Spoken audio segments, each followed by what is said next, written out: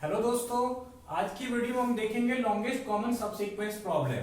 तो हमारा ये जो प्रॉब्लम है ना, ये काफी इंपॉर्टेंट प्रॉब्लम है क्योंकि इसका जो एप्लीकेशन है बहुत सारे फील्ड में है और उनमें से कुछ को मैंने यहाँ पे लिस्ट कर रखा है। जैसे कि माइक्रोबायोलॉजी का डीएनए मैचिंग वाला प्रॉब्लम, फाइल कंपैरिजन का हमारा जो डिफ्यूटिलिटी होता है, फिर रिवीजन कंट्रोल सिस्टम जैसे कि गेट। ठीक है दोस्तों, तो अब हम शुरू करते हैं, समझते हैं कि ये प्रॉब्लम क्या होता है। और इस प्रॉब्लम को समझने से पहले हमें समझना पड़ेगा कि सबसीक्वेंस क्या होता है। तो हमारा जो सबसीक्वेंस है ना, किसी भी वर्ड का या सीक्वेंस का, वो बनता है उसमें से जीरो या उससे ज्यादा कैरेक्टर्स को निकाल के सच दैट कि उसका ऑर्डर प्रिजर्व रहे। ठीक है दोस्तों, तो अब हम इसे समझते हैं एग्जांपल के थ्रू कि सबसीक्वेंस क्या है। मान लीजिए हमारा एक वर्ड है एबीसी, वर्ड 1। ठीक है, तो इसका क्या क्या सबसीक्वेंस हो सकता है। तो सबसे पहले हम देखते हैं एक लेंथ वाला क्या क्या इसका सबसीक्वेंस होगा। वो होगा हमारा ए बी सी। अब देखते हैं दो लेंथ वाला क्या क्या उसका सबसीक्वेंस होगा, ए बी ए सी। दोनों ए से शुरू हो रहा है। अब हम आते हैं बी से शुरू होने वाले में, बी सी। ठीक है, सी से शुरू होने वाले में, सी से शुरू होने वाला कोई भी दो लेंथ का सबसीक्वेंस नहीं बनेगा यहाँ पे, क्योंकि सी के आगे कुछ भी नहीं है, जो है वो सी के पीछे है। हम ऑर्डर को प्रिजर्व करना चाहते हैं यहाँ पे सबसीक्वेंस में, तो हम सी ए या सी बी ये नहीं लिख सकते हैं। ये हुआ हमारा दो लेंथ वाला सबसीक्वेंस। अब देखते हैं हमारा तीन लेंथ वाला सबसीक्वेंस कौन सा जनरेट होता है। यहाँ पे बस एक होता है, ए बी सी। ठीक है दोस्तों, तो टोटल कितना हमारे पास, तीन, 6, 1, 7। और हाँ, एक और सबसीक्वेंस हमारा जनरेट होगा जिसमें कि कोई भी अल्फाबेट नहीं होगा दोस्तों। तो टोटल हमारा जनरेट होगा 8। एक और एग्जांपल लेते हैं। अब हम लेते हैं दूसरा वर्ड का, वर्ड 2, जो कि होगा हमारा बीसीडी। अब देखते हैं इसमें से कितना सबसीक्वेंस बनता है। इसमें से हमारा वन लेंथ वाला क्या क्या बनेगा, बी सी और डी। टू लेंथ वाला बी सी, बी डी और सी डी। और तीन लेंथ वाला क्या क्या बनेगा हमारा, बस एक बनेगा, जो कि होगा हमारा बी सी डी। ठीक है दोस्तों, तो और एक और होगा जो कि होगा नथिंग। तो ये रहा हमारा वर्ड 2 का सबसीक्वेंस। इन दोनों में से अब देखते हैं कॉमन कौन सा सबसीक्वेंस है। बी सी इसमें भी है, बी और सी इसमें भी है। ए वाला तो नहीं होगा क्योंकि ए तो इसमें है नहीं। तो अब आता है, देखते हैं बीसी ढूंढते हैं, बीसी है कि नहीं इसमें। बीसी इसमें भी है, इसमें भी है। ठीक है, एबीसी इसमें है लेकिन इसमें नहीं है, और न तो दोनों में ही होगा। तो आप देखिए कॉमन कौन सा है, बी सी और बी सी। इनमें से मैक्सिमम लेंथ वाला कौन सा सबसीक्वेंस है। मैक्सिमम लेंथ वाला है हमारा बी सी, जिसका की लेंथ है 2। तो ये हमारा दोस्तों लॉन्गेस्ट कॉमन सबसीक्वेंस का प्रॉब्लम। मतलब कि हम दो वर्ड में से निकालते हैं मैक्सिमम लेंथ वाला कॉमन सबसीक्वेंस। ठीक है दोस्तों, तो दोस्तों अब हम देखते हैं लॉन्गेस्ट कॉमन सबसीक्वेंस के लिए ब्रूट फोर्स सॉल्यूशन। ठीक है, मान लीजिए हमारे पास एक वर्ड है W1, जिसमें कि आपको n कैरेक्टर्स है। ठीक है, तो सबसे पहले हमारा ये जानना जरूरी है कि वर्ड 1 में हमारा टोटल कितना सबसीक्वेंस जनरेट होगा। ठीक है, अब ये समझते हैं कि कितना सबसीक्वेंस जनरेट होगा यहाँ पे। तो ये जो हमारा x1 है, इसके लिए हमारे पास दो ऑप्शन होगा, या तो हम इसे अपने सबसीक्वेंस में ले, या तो हम इसे अपने सबसीक्वेंस में ना ले। वैसे ही x2 के लिए हमारे पास x1, x2, x3 ये सब हमारा कैरेक्टर डिनोट कर रहा है दोस्तों। ठीक है, वैसे x2 के लिए हमारे पास दो ऑप्शन होगा, या तो हम इस पार्टिकुलर कैरेक्टर को लेंगे या फिर नहीं लेंगे। सिमिलरली x3 के लिए हमारे पास दो ऑप्शन होगा, x के लिए हमारे पास दो ऑप्शन होगा, ऐसे ऐसे करके nth कैरेक्टर तक के लिए भी हमारे पास दो ऑप्शन होगा। तो टोटल जो हमारा सबसीक्वेंस जनरेट होगा दोस्तों, वो होगा 2 to the power n। That is word 1 जिसका की लेंथ है आपको n, उसमें total 2 to the power n subsequence generate होगा। फॉर एग्जाम्पल लीजिए, जो कि अभी हमने देखा एबीसी का, एबीसी में हमारा क्या क्या सबसीक्वेंस जनरेट हो रहा है, ABC, A B, A C, B C, ABC और एक था जिसमें कि कुछ भी जनरेट नहीं हो रहा था दोस्तों। तो आप देख रहे होंगे यहाँ पे टोटल हमारा 8 सब सीक्वेंस जनरेट हो रहा है, जो कि है 2 टू द पावर 3, और 3 हमारा क्या है, length of this particular word. ठीक है दोस्तों, तो बेसिकली n लेंथ के वर्ड में हमारा 2 टू द पावर n सब सीक्वेंस जनरेट होता है। और अब हम देखते हैं कि इसका ब्रूट फोर्स सॉल्यूशन कैसे करेंगे। तो मान लीजिए हमारे पास दो वर्ड दिया हुआ है, एक वर्ड का लेंथ है n और दूसरे का लेंथ है m। वर्ड 1 इसका लेंथ है n और वर्ड 2 है हमारे पास, इसका लेंथ है m। तो पहले हम क्या करेंगे, वर्ड 1 का सारा सबसीक्वेंस जनरेट कर लेंगे। ठीक है, इसमें लगेगा हमें 2 to the power n time, और इसे कोई वर्ड लिस्ट में डाल देंगे। ठीक है, उसके बाद हम क्या करेंगे, एक फॉर लूप चलाएंगे फॉर ऑल सबसीक्वेंस, मैं ऐसे एल्गो टाइप पे लिख रहा हूं, सबसीक्वेंस इन वर्ड 1 सबसीक्वेंस दोस्तों। ठीक है, दैट इज वर्ड 1 में जितना भी सबसीक्वेंस जनरेट हुआ है उसमें मैं एक फॉर लूप चलाऊंगा। ठीक है दोस्तों, और चेक करूंगा if it is there in word 2। ठीक है दोस्तों, दैट इज पहले मैं वर्ड 1 का सारा सबसीक्वेंस जनरेट कर लूंगा, उसे कहीं पे स्टोर कर लूंगा, फिर उसमें मैं एक फॉर लूप चलाऊंगा एक एक सबसीक्वेंस में, और चेक करूंगा वेदर ये सबसीक्वेंस हमारा है कि नहीं वर्ड 2 में। ठीक है दोस्तों, अगर वो होगा फिर मैं एक मैक्स लेंथ का काउंटर रखूंगा। ठीक है, और फिर वो चेक करूंगा उस पार्टिकुलर सबसीक्वेंस का लेंथ जो है हमारा मैक्स लेंथ से ज्यादा है कि नहीं है। अगर हुआ तो मैक्स लेंथ को रिप्लेस कर देंगे वहां पे दोस्तों। तो बेसिकली ये है हम इसे कैसे ब्रूट फोर्स में सॉल्व करेंगे। तो अब देखते हैं इसका टाइम कैपेसिटी कितना होगा। सबसे पहले हम क्या करेंगे, वर्ड 1 का सारा सबसीक्वेंस जनरेट करेंगे, और ये लेगा हमारा 2 टू द पावर n। ठीक है, और फिर क्या करेंगे, एक हम फॉर लूप चला रहे हैं जो कि एक एक सबसीक्वेंस को चेक करेगा एक एक करके। तो ये हमारा ये वाला लाइन पार्टिकुलर होगा order of 2 to the power n, और जब हम चेक करेंगे दोस्तों कि वो वर्ड 2 में प्रेजेंट है कि नहीं है, वो होगा हमारा m। ऐसा क्यों, मान लीजिए हमारे पास एक सबसीक्वेंस है ABC और दूसरा हमारा वर्ड 2 है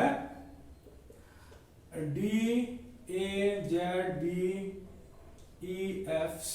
ठीक है, ये हमारा वर्ड 2। तो हमें ये चेक करने के लिए एक एक करके कैरेक्टर कंपैरिजन करना पड़ेगा सीक्वेंशियली, और ये हम ऑर्डर ऑफ m में कर सकते हैं। ठीक है, आप इसका कोड लिखने का ट्राई कीजिएगा, ये हो जाता है ऑर्डर ऑफ m में। ठीक है, तो ये जो हमारा इफ चेक होगा ये होगा ऑर्डर ऑफ m, और ये बहुत ही आसान है दोस्तों। ठीक है, तो बेसिकली टोटल टाइम टेकन होगा हमारा this particular brute force solution का, ये होगा order of m into 2 to the power n, क्योंकि हम हायर टर्म को लेते हैं। तो ये जो है हमारा दोस्तों ब्रूट फोर्स LCS के लिए ये है एक्सपोनेंशियल। ठीक है, तो क्या हम एक्सपोनेंशियल प्रोग्राम को प्रीफर करते हैं, नहीं करते हैं ना, तो हम क्या करेंगे, इसके लिए हम ढूंढेंगे रिकर्सिव सॉल्यूशन। ठीक है, और हम रिकर्सिव सॉल्यूशन ढूंढने के बाद देखेंगे कि हम यहाँ पे डायनामिक प्रोग्रामिंग लगा सकते हैं कि नहीं लगा सकते हैं दोस्तों। ठीक है, और दोस्तों रिकर्सिव सॉल्यूशन ढूंढने के लिए हम लेते हैं दो वर्ड का एग्जांपल, वर्ड 1 x1 x2, और मैं इसमें कैरेक्टर्स को x1 x2 से डिनोट कर रहा हूं, ना कि नॉर्मल कोई अल्फाबेट से, x3 and so on to xn-1 to xn। ठीक है, जेनेरिक केस। वैसे ही मेरे पास एक दूसरा वर्ड है जिसका कि कैरेक्टर होगा y1 y2, जो कि हमें पता नहीं है। ठीक है, y1 y2 y3 to yn-1 और yn। तो अब हम इसका ढूंढेंगे एक रिकर्सिव सॉल्यूशन। तो उसके लिए हम पहले क्या करेंगे, मान लीजिए इन दोनों कैरेक्टर को मैच करेंगे। ठीक है, अगर ये दोनों कैरेक्टर मेरा मैच हो गया, मतलब मुझे एक लेंथ का तो सबसीक्वेंस मिल गया कॉमन, तो मैं क्या करूंगा 1 प्लस LCS। आप सोचोगे LCS क्या है, LCS मेरा एक फंक्शन होगा जो कि मेरे लिए ये काम करेगा। तो मैं LCS को कॉल करूंगा और उसमें दो पैरामीटर पास करूंगा, दैट इज मैं अब स्ट्रिंग 1 का जो लेंथ है उसको एक घटा दूंगा। मान लीजिए L1 हमारा लेंथ है, स्ट्रिंग 1 का, तो मैंने क्या किया, उसको एक घटा दिया और L2 की लेंथ को भी एक घटा दिया। इस लाइन से मैं करना क्या चाह रहा हूं, ठीक है, मैच हुआ, मतलब एक लेंथ का मैं सबसिक्वेंस कॉमन मिल गया।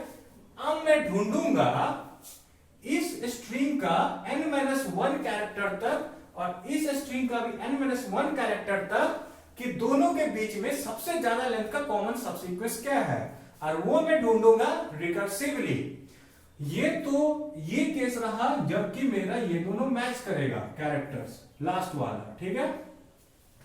और दूसरा केस क्या होता है, जबकि हमारा मैच नहीं होगा कैरेक्टर, ये हमारे केस 1, केस 2 जब मैच नहीं होगा, ठीक है, तब हम क्या करेंगे, तब तो हमारे पास 1 नहीं है, मतलब हमें तो कोई कॉमन कैरेक्टर नहीं मिला, तब मैं तब क्या करूंगा, मैं एक एलसीएस कॉल चलाऊंगा।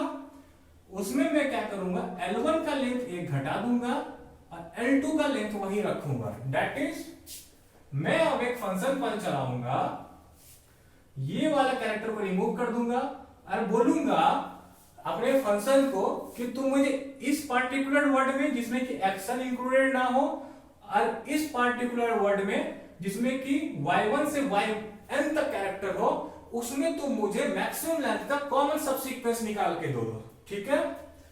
तो ये हो गया।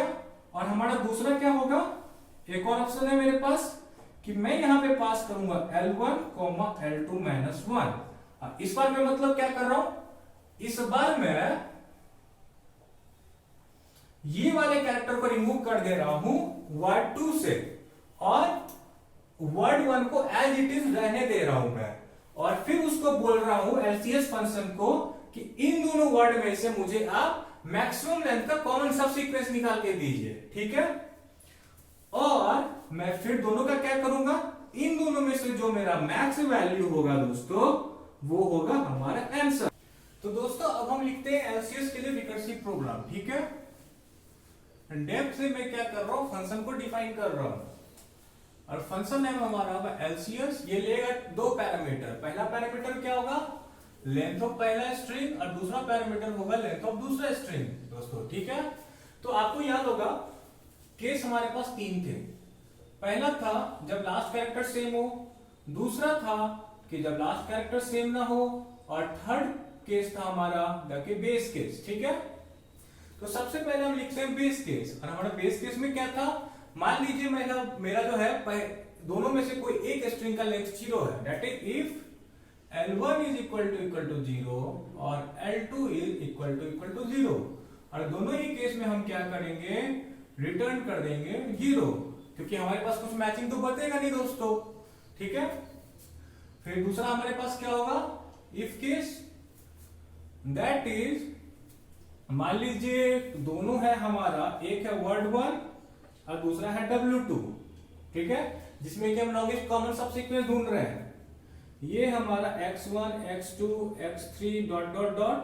xn, और ये हमारा y1, y2, y3 ... yn।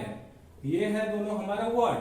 तो हम चेक करेंगे कि हमारा ये दोनों वर्ड इक्वल है कि नहीं है। That is if w1 of L-1 is equal to w2 of L2 -1, okay. अगर ऐसा है, जो कि इसका मतलब हुआ कि मैं इन दोनों कैरेक्टर को मैच करा के देख रहा हूं, और L1 -1 क्यों है, क्योंकि एरे का इंडेक्स जो है हमारा वो 0 से शुरू होता है दोस्तों, और फोर्थ एलिमेंट को देखने के लिए हमें थर्ड लिखना पड़ेगा, ठीक है। फॉर एग्जांपल, तो मैं क्या चेक करूंगा कि हमारा जो लास्ट एलिमेंट है वो इक्वल है कि नहीं है दोनों का। अगर लास्ट एलिमेंट हमारा इक्वल हुआ तो मतलब मुझे एक लेंथ का तो कॉमन सबसीक्वेंस मिल चुका है, और अब मैं क्या करूंगा, return 1 plus LCS of L1 -1, L2 -1। मैं अब कर क्या रहा हूं, बेसिकली मैं इस कैरेक्टर को इस वाले वर्ड से इग्नोर कर रहा हूं और इस कैरेक्टर को मैं इस वाले वर्ड से इग्नोर कर रहा हूं। तो बेसिकली क्या होगा, मेरा वर्ड 1 बन जाएगा अब x1, x2, x3 ... xn -1, और वर्ड 2 हमारा बन जाएगा y1, y2, y3 ... yn -1। तो अब हमारा टास्क होगा इन दोनों में निकालना LCS दोस्तों, ठीक है। तो ये काम हमारा ये फंक्शन करेगा। ये है हमारा दूसरा केस, जबकि हमारा ये दोनों कैरेक्टर इक्वल होगा। अगर ऐसा नहीं होता है दोस्तों, तो थर्ड केस हमारा क्या था? थर्ड केस क्या था हमारा?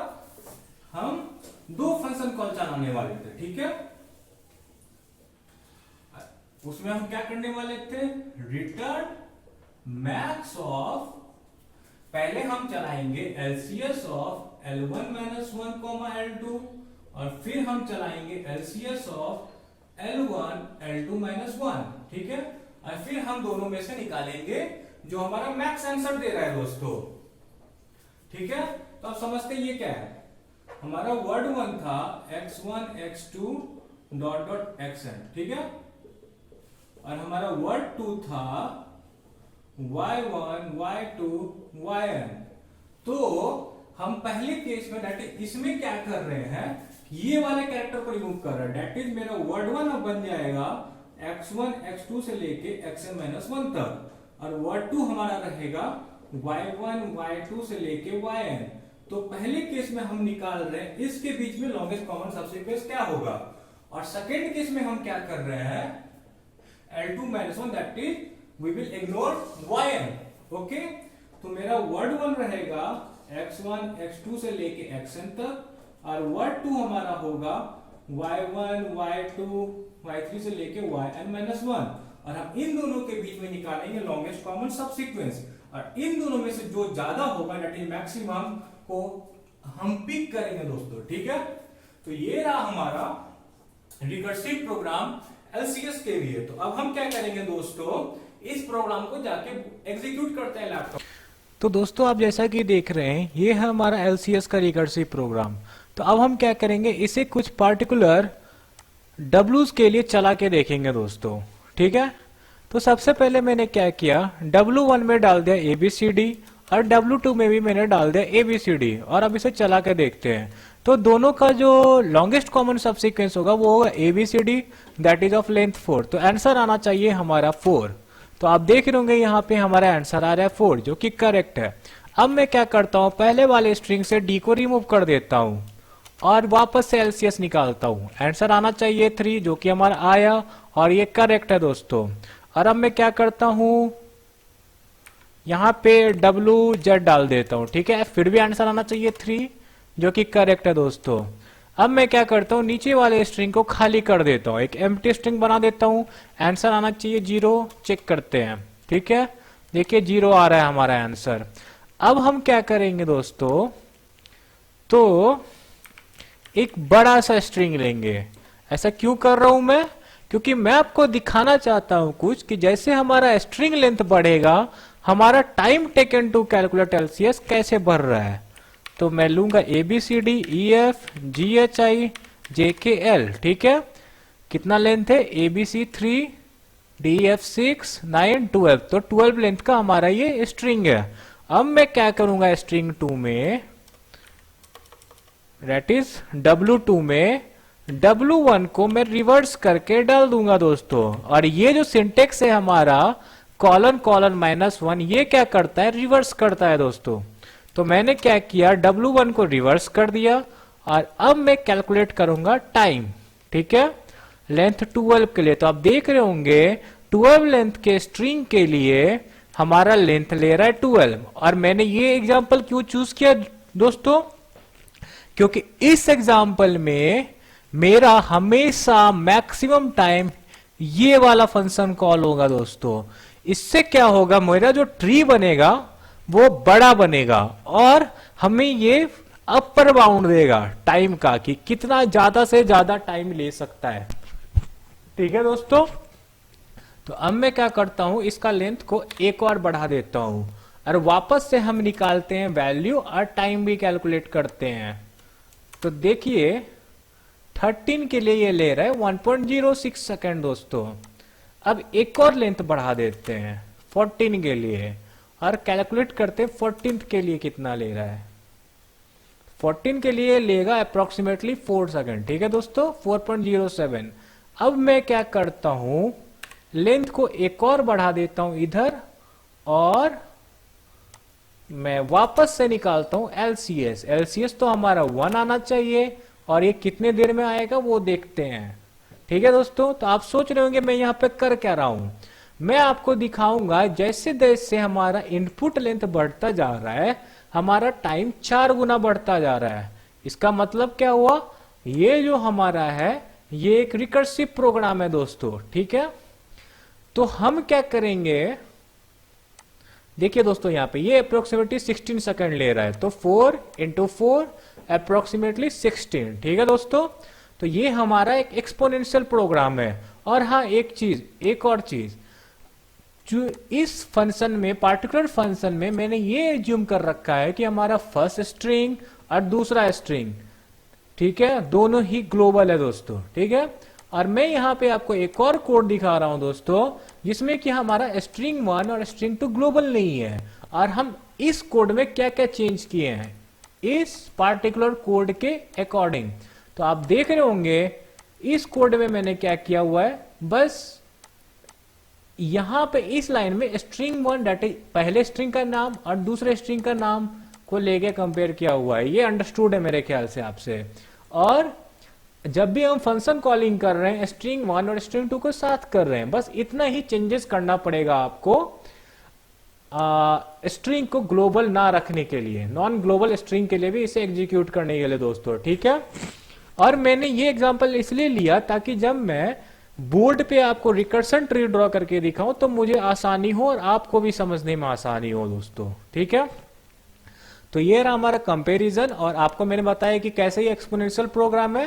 तो एक और चीज, मैं इस वीडियो को इस कोड को गिटहब पे शेयर कर दूंगा। ठीक है, और लिंक को डिस्क्रिप्शन में डाल दूंगा। और अगर आपको मेरा ये वीडियो अच्छा लगा हो तो प्लीज लाइक कीजिए, शेयर कीजिए, सब्सक्राइब कीजिए। और हाँ, अगले वीडियो में मैं आपके पास लेके आ रहा हूं इसका रिकर्सन ट्री और टाइम कॉम्प्लेक्सिटी एनालिसिस, और उसके साथ साथ देखेंगे कि इसमें हम डायनेमिक प्रोग्रामिंग लगा सकते हैं कि नहीं लगा सकते हैं।